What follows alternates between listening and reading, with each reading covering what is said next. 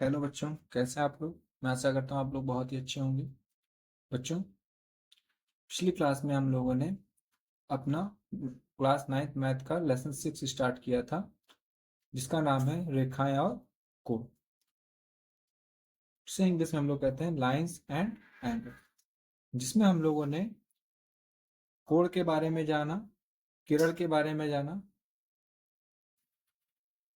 कोण में भुजाएं किसे कहते हैं उसके बारे में जाना, साथ ही साथ शीर्ष क्या होता है उसके बारे में भी जाना। उसके बाद हम लोगों ने देखा कि संरेख बिंदु क्या होते हैं। फिर हमने जाना कि असंरेख बिंदु क्या होते हैं। साथ ही साथ हमने ये भी जाना कि कोण कितने प्रकार के होते हैं। ठीक, इसमें पहला था हमारा न्यून कोण, दूसरा था समकोण, तीसरा था अधिक कोण, ठीक है, और चौथा था ऋजु कोण, व पांचवा था प्रतिवर्ती कोण।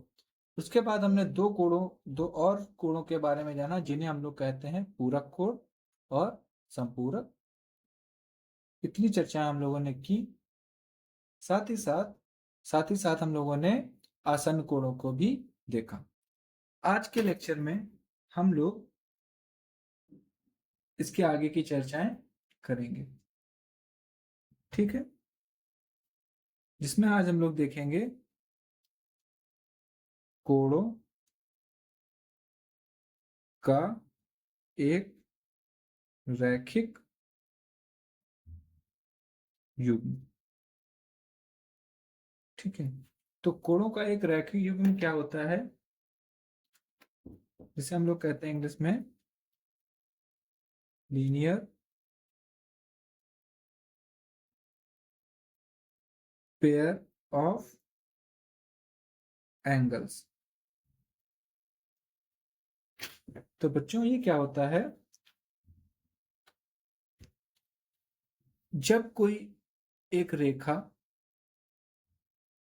जिसका नाम हम लोग मान लेते हैं क्या है, ए बी है, इस पर कोई एक किरण, इस पर कोई एक किरण इस प्रकार से खड़ी हो, ठीक है। तो देखो, ये किरण इस तरफ एक कोण बना रही है और एक इस तरफ एक कोण बना रही है, ठीक है। ये दोनों जो कोण होंगे, इनका जो योग होगा वो 180 डिग्री के बराबर होगा। इसी को हम लोग बोलते हैं कोणों का एक रैखिक युग्म। एक रेखा के ऊपर जो कोण बने होते हैं, उन्हें हम उनके योग को ही क्या कहते हैं, कोणों का रैखिक युग्म कहते हैं। ठीक है, तो ये बात समझ में आ गई। अब हम लोग बात करते हैं आगे। नेक्स्ट हमारी हेडिंग है शीर्षाभिमुख कोण। क्या, शीर्षा।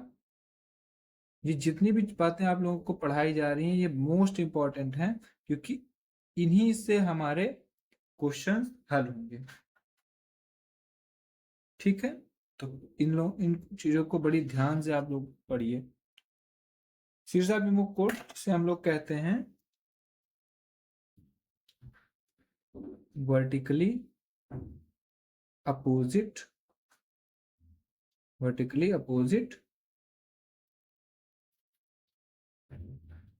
एंगल्स। ठीक, वर्टिकली अपोजिट एंगल्स क्या होते हैं, तो बच्चों,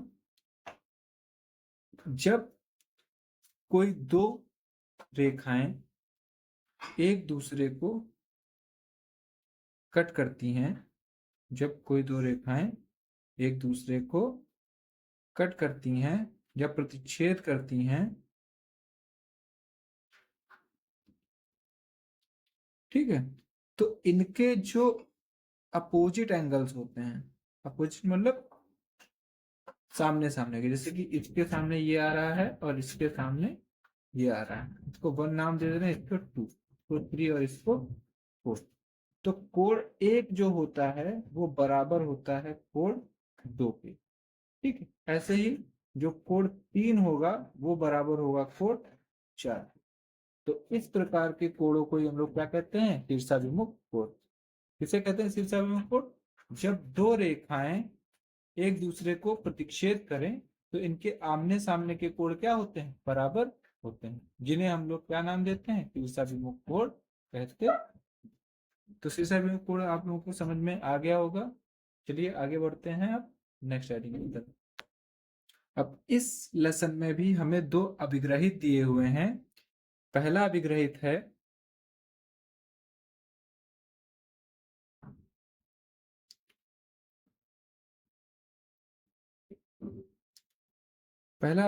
है हमारा, यदि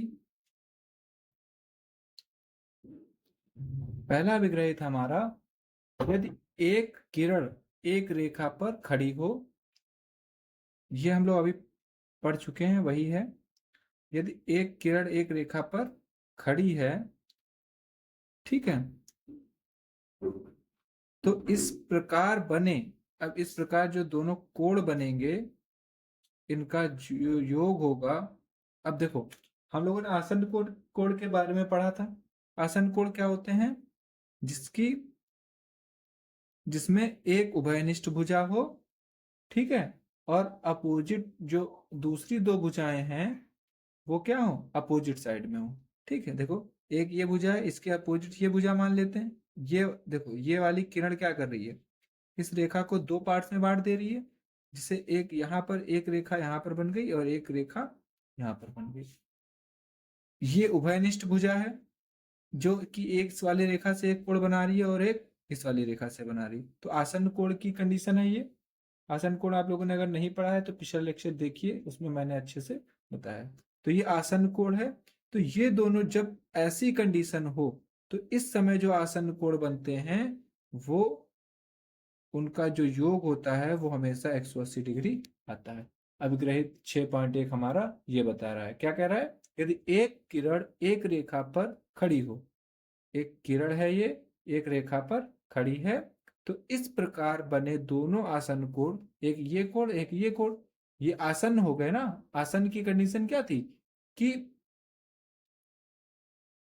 एक उभयनिष्ठ भुजा होनी चाहिए और एक वर्टेक्स होना चाहिए, मतलब शीर्ष होना चाहिए जहां से सभी कोण सभी रेखाएं निकल रही हूँ। ठीक है, तो आसन कोण है ये। तो इन ये जो आसन कोण होते हैं इनका योग क्या होता है? 180 डिग्री होता है। ठीक, जो कि हम लोगों ने देख लिया। इसी प्रकार हमारा अभिग्रहित 2 है।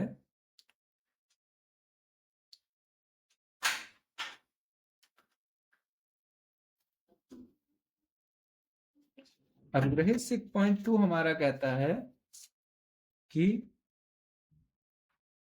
यदि दो आसन कोणों का योग, सेम वही चीज लिखी है बस उल्टा है। यदि दो आसन,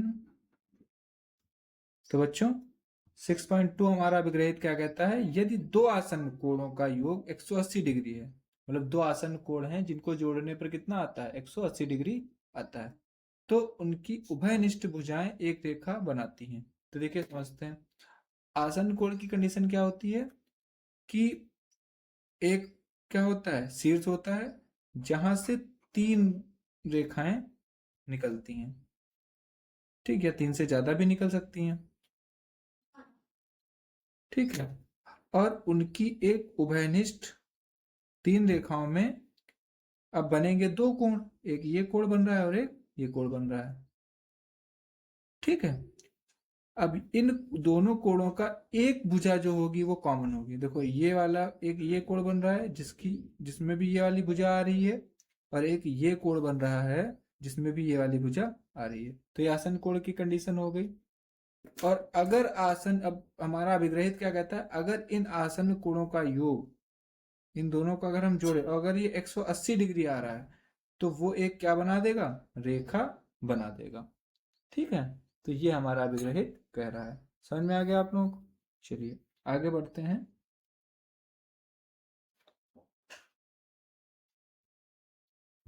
बच्चों अब हम लोग कुछ कोणों की बात करेंगे जो इस लेसन के हिसाब से सबसे ज्यादा इंपॉर्टेंट है, जिसमें से पहला है हमारा संगत कोण,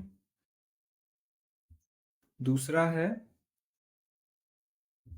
एकांतर अंतः कोण। ठीक है।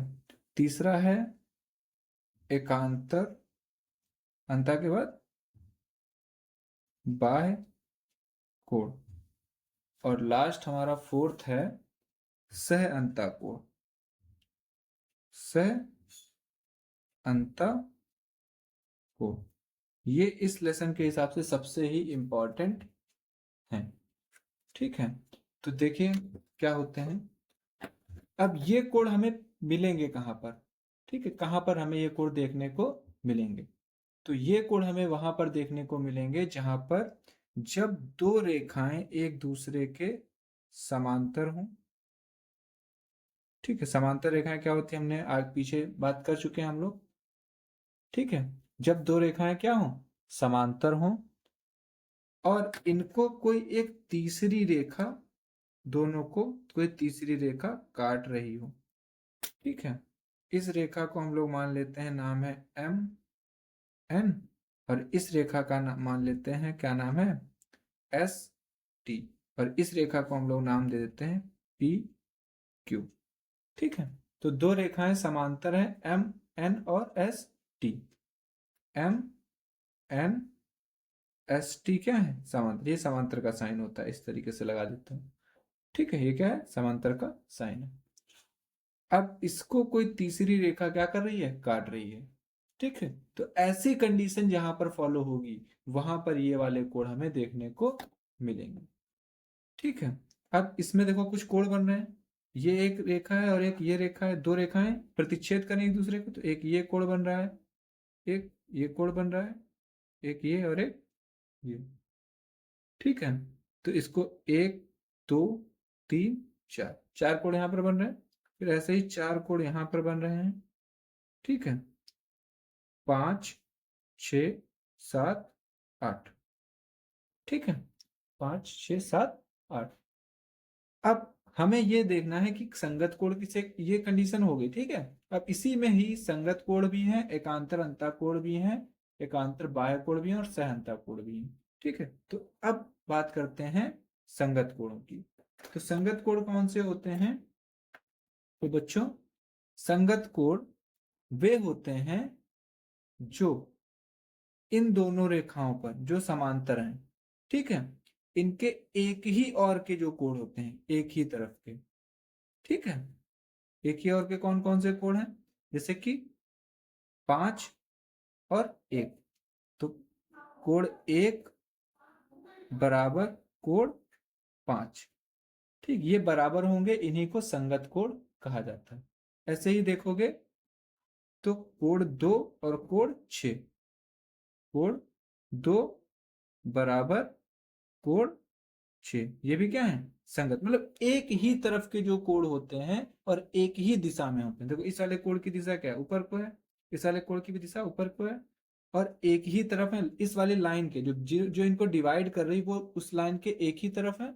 ठीक है, तो इनको संगत कोण कहते हैं, और ये हमेशा बराबर होते हैं। ठीक है, तो देखो ये वाली ये हमारी रेखा है, इसके इधर कोण बन रहे हैं, एक ये है और एक ये भी क्या है? बराबर। ऐसे ही नीचे के देखोगे तो लाइन के इधर देखो, ये वाला कोण और ये वाला कोण, मतलब कोण 4 बराबर हो जाएगा कोण 8 के। और ऐसे ही आप लोग बताओ कौन सा हो जाएगा? कोण 3 बराबर हो जाएगा कोण 7 के। तो इन्हें हम लोग कहते हैं संगत कोण। बस समझ आ गई। अब बात आती है दूसरा एकांतर कोण की। एकांतर, और वो भी कौन से? अंता कोण। अंता का मतलब अंदर वाले, एकांतर का मतलब क्या होता है? अपोजिट। एकांतर का मतलब क्या होता है? अपोजिट। ठीक है, तो एकांतर कोण कौन से होते हैं? एकांतर कोण तो अपोजिट वाले जितने एंगल्स हैं वो सारे एकांतर हैं, लेकिन अभी हमें सिर्फ किसकी बात करनी है? अंदर वाले कोणों की। तो ये एक हमारी रेखा और ये एक रेखा है, तो इनके बीच में जो एंगल्स हैं यही तो होंगे अंदर के एंगल। ठीक है, ये तो हमें पता चल गया कि अंदर के एंगल्स कौन से होंगे। अंदर के एंगल कौन से होंगे? 4, 3, 5, 6, ये अंदर के एंगल होंगे। एकांतर कौन से होंगे? तो जो एक दूसरे के अपोजिट हो। अगर एक एंगल इधर है, मतलब जिनकी दिशाएं अपोजिट है, एक एंगल की दिशा अगर इधर है तो एक एंगल की दूसरी तरफ होनी चाहिए। ठीक है, इनको क्या बोलेंगे? एकांतर कोण कहेंगे। और ये भी क्या होते हैं? बराबर होते हैं। मतलब क्या हो जाएगा? कोण 4 हमारा बराबर हो जाएगा कोण 6 के। ठीक है, और 4 किसके बराबर होगी? और कोण 5 हमारा बराबर हो जाएगा किसके? कोण 3 के। ठीक है, मतलब ये वाला कोण इस वाले के बराबर और ये वाला कोण इस वाले के बराबर। ऐसे ही अब हम लोग बाह्य कोण की बात करेंगे। बाह्य कोण मतलब जो इन लाइन से बाहर हो, जैसे कि ये कौन कौन से बाहर हैं? 1 2 8 और 7। तो बाह्य कोण होने चाहिए प्लस एकांतर होने चाहिए। एकांतर मतलब अपोजिट। 1 के अपोजिट कौन है? 7। तो कोण 1 बराबर कोण 7, वैसे ही कोण 2 बराबर कोण 8।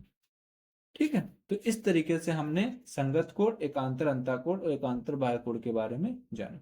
अब हम लोग बात करेंगे सह अंतःकोण। सह अंतःकोणों की मतलब अंदर के कोण हो और साथ वाले हों। ठीक, जैसे कि 4 और 5 ये अंदर के कोण है, 3 और 7 ये सह कोण कहलाते हैं। और सह कोण जो होते हैं इनका जो योग होता है वो 180 डिग्री के बराबर होता है।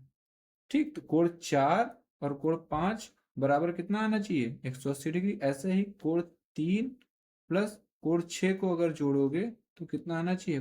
180 डिग्री।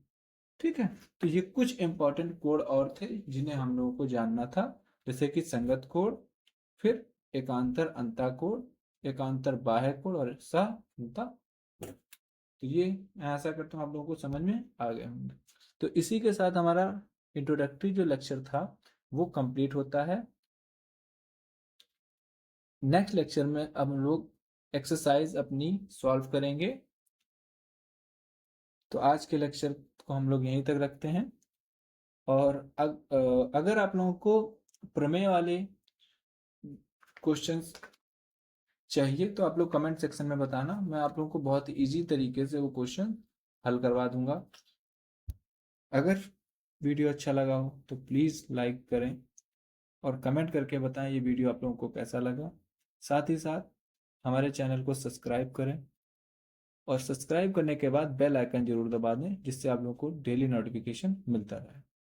तो मिलते हैं नेक्स्ट लेक्चर में जिसमें हम लोग अपनी प्रश्नावली को हल करेंगे। तब तक के लिए जय हिंद।